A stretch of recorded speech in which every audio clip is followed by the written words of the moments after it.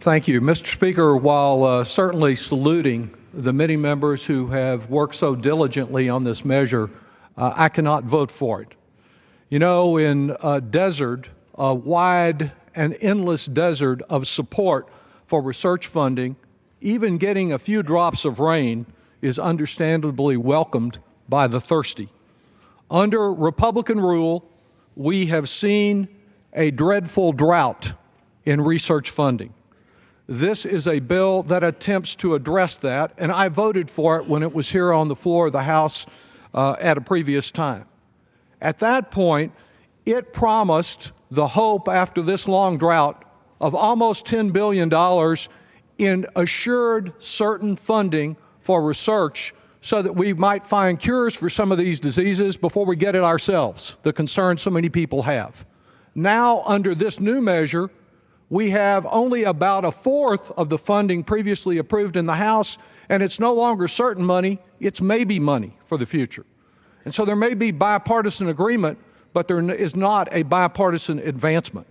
At the same time that research dollars are dramatically cut, the very research dollars that were the reason for having this bill in the first place, Big Pharma got a few of its wish list approved. And how very appropriate that this measure and so many other moving parts have been packed into what is called the Tsunami Warning Bill.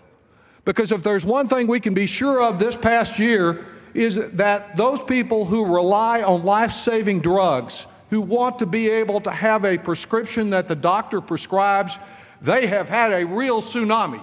They have been buried in one wave after another giant wave of pharmaceutical price gouging.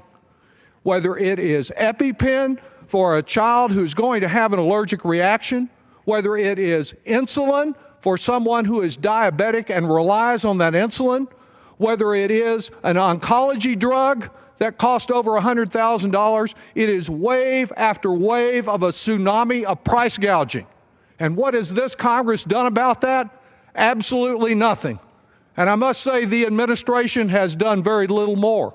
They have looked at it, there have been a few speeches about it, but there has not been effective action.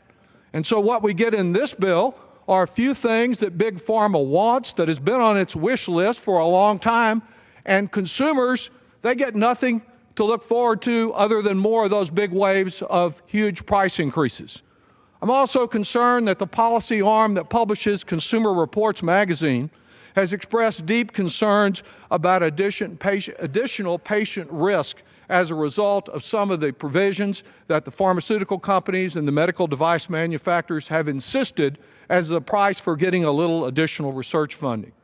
So I'm voting no, not because this provides some research dollars. It ought to be providing the level of certain research funding we approved already, but because it fails to address this critical health need. I yield back.